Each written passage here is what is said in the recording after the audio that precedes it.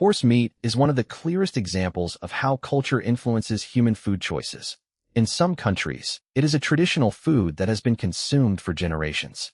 In others, eating horse meat is considered unusual, unethical, or completely unacceptable.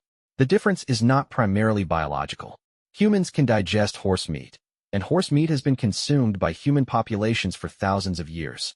The real explanation lies in history, economics, cultural traditions, religion, and the different roles horses have played in human societies. Humans have consumed horses since prehistoric times. Archaeological evidence shows that wild horses were hunted and butchered by ancient human populations. Horse meat provided protein and energy, particularly in environments where wild horses were abundant. This practice continued in different forms as humans developed agriculture, animal domestication, and more complex societies. However, the role of horses gradually changed. Instead of being valued only as a source of food, horses became important for transportation, agriculture, communication, and warfare. That transformation had a major influence on how humans perceived them. The domestication of horses fundamentally changed their economic importance. A horse could transport people and goods over long distances. It could pull equipment and assist with agricultural work. It could also provide military advantages through speed and mobility. Because of these functions, a living horse could be economically more valuable than the meat it could provide. This was different from animals such as cattle, pigs, and chickens, which became increasingly specialized for food production in many agricultural societies. The economic role of an animal strongly influences whether a society considers it livestock or food. Horse meat never disappeared from human diets.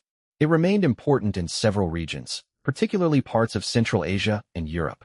Countries such as Kazakhstan and Mongolia developed strong culinary traditions involving horse meat. Japan also has a long-established tradition of consuming horse meat, including dishes such as basashi, which consists of thinly sliced raw horse meat. Horse meat has also been consumed historically in countries including France, Italy, Belgium, Switzerland, and others. The important point is that horse meat is not globally unfamiliar. It is simply distributed unevenly across cultures. The opposite pattern developed in many societies. In countries such as the United States, the United Kingdom, Australia, and several other regions, horses became increasingly associated with transportation, recreation, sport, and companionship rather than food. This created a strong cultural distinction. Cattle could be classified as food animals. Horses could be classified as working or companion animals. Once these categories become established, they influence emotional responses to the animals. This is why people can consider eating one species completely normal while finding another species difficult to accept. A food taboo is a strong cultural rule or belief that discourages people from consuming a particular food. Food taboos exist in almost every human society. They can be influenced by religion, tradition, economics, environment, and social values. Importantly, food taboos are not necessarily based on whether a food is biologically edible. Many animals that humans could technically eat are rarely considered food. The same animal can therefore occupy completely different categories in different cultures. Horse meat is a good example. In one society, it can be a traditional dish. In another, the idea of eating a horse can produce a strong emotional reaction. The relationship humans develop with animals also influences food preferences. Animals used for companionship are often treated differently from animals raised specifically for food. Horses have increasingly occupied this companion and recreational role in many modern societies. People ride them, train them, compete with them, breed them, and care for them as individual animals. This creates emotional associations that are very different from those surrounding animals raised primarily for meat. The result is a psychological boundary between animals we eat and animals we do not eat. That boundary is learned through culture. The comparison between horses and cattle demonstrates how cultural categories work. Cattle are highly intelligent and socially complex animals, yet beef is a normal food in many societies. Horses are also intelligent and socially complex, but eating horse meat is considered unacceptable in many of those same societies.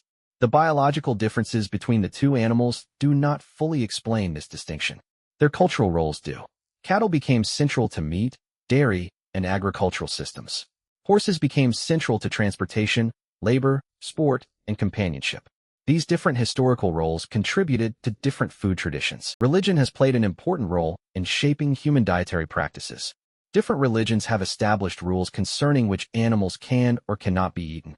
However, religion does not provide a single explanation for attitudes toward horse meat.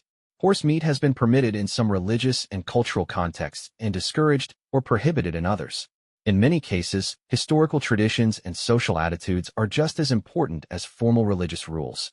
This is why attitudes toward horse meat vary even among societies with similar religious backgrounds. The Industrial Revolution and the development of modern transportation dramatically reduced the economic importance of horses. Tractors replaced horses in much agricultural work. Automobiles replaced horses for personal transportation. Trucks and trains replaced horses for moving goods. As a result, horses gradually shifted from essential working animals to animals primarily associated with recreation, sport, breeding, and leisure. This change strengthened the emotional and cultural distinction between horses and conventional livestock. The horse increasingly became an animal people interacted with rather than an animal they raised primarily for consumption. Even where horse meat is legal, cultural demand determines how widely it is available. If consumers do not regularly purchase horse meat, supermarkets and restaurants have little incentive to sell it. Limited availability then reduces exposure.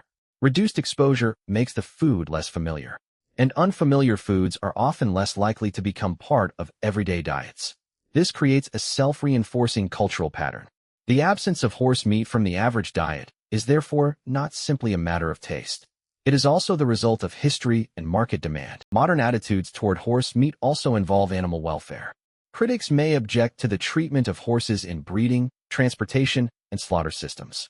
Supporters may argue that horse meat is a traditional food and that horses should not automatically be excluded from food systems simply because some cultures view them as companions.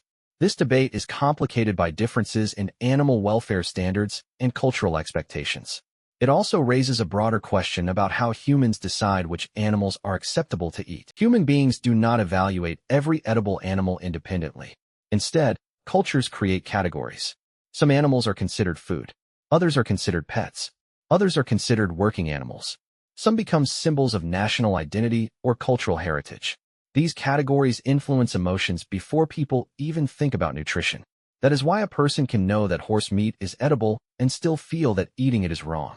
The reaction comes from cultural conditioning, personal experience, and social values. Horse meat consumption is therefore neither universally normal nor universally unacceptable. It is a cultural phenomenon with a long historical background. Some societies preserved horse meat traditions. Others gradually abandoned them. In many places, the transition was connected to the changing economic role of horses. In others, religious beliefs, cultural traditions, or emotional relationships with horses played a stronger role. There is no single reason that explains every country. Instead, several forces work together over thousands of years. The horse meat debate reveals something important about human food culture. What humans consider food is not determined by biology alone. Culture decides which edible animals become normal parts of the diet. History determines how those animals are used. Economics determines their value. Religion and tradition establish rules. And emotional relationships influence what people consider morally acceptable.